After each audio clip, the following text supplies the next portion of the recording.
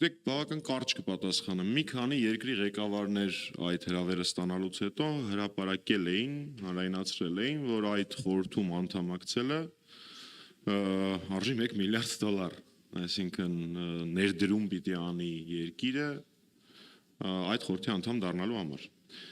Հիմա քպայականները ասացին, մենք չգիտենք, այդ պայմանը կա, այդ պայմանը չկա, կարող է տարբեր երկրների համար տարբեր է։ Հիմա ես տրամաբանական հարց եմ տալի։ Ձեր կարծիքով, եթե նույնիսկ տարբեր երկրների համար տարբեր է, այն երկիրը, որը կներդնի $1 միլիարդ, եւ այն երկիրը, որից չեն ուզի եւ ինքը չի ներդնի այդ $1 միլիարդ, նույնիսկ եթե դա այդպես է, ձեր կարծիքով նույն ձայնի իրավունքն են այդտեղ ունենալու։ Կարծում եմ պատասխանը ակնհայտ է։ Այս մեկ։ Երկրորդ, եթե գրանք են տարբերակով, որ այդ $1 միլիարդ Հայաստանը պիտի ներդնի, կարևոր չի թե ինչ տարբերակ կընտրվի, հա, տարբեր տարաժամկետ վճարումներով եւ այլն եւ այլն։ Մենք բոլորս, Հայաստանի Հանրապետության բոլոր քաղաքացիները վճարելու են $1 միլիարդ, որ Փաշինյանը մի հատ էլ ֆոտո ունենա Տրամպի հետ։ Լավ թանկ են նստում մեր վրա Փաշինյանի ֆոտոները։ 60 միլիոնի կարգի նստեց Սուերի սելֆին,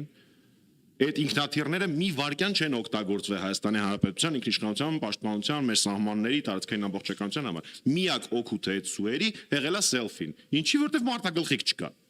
Ինչ ասում եք, Սումվատ ինքնաթիռ, ասում մարտագլխիկ չկա։ Հիմա հաջորդ թանկ ֆոտոն է։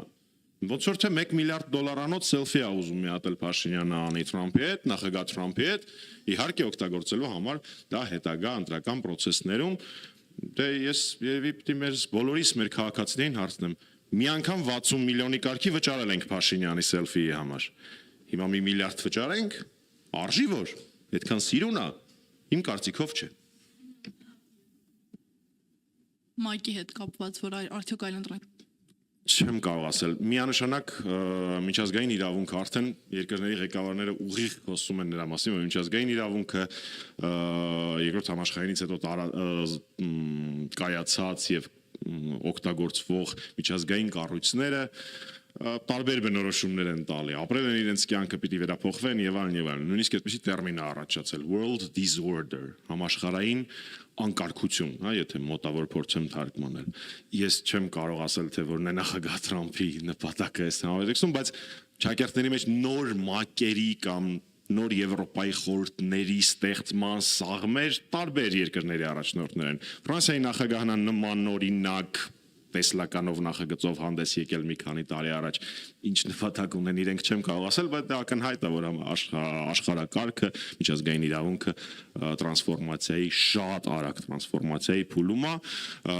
եւ մենք կարող ենք լիովին հանգիստ լինել, կներեք խոսակցական բառի համար արխային լինել, որովհետեւ այս տուրբուլենտ վտանգավոր ժամանակներում Հայաստանի Հանրապետության արտաքին քաղաքականությունը իրականացնում են Նիկոլ Փաշինյանը եւ Արադ Միրզոյանը, այնպես որ մենք անհանգստանալու բան չունենք, պրոֆեսիոնալներ են, որևէ խնդրեմ չկա։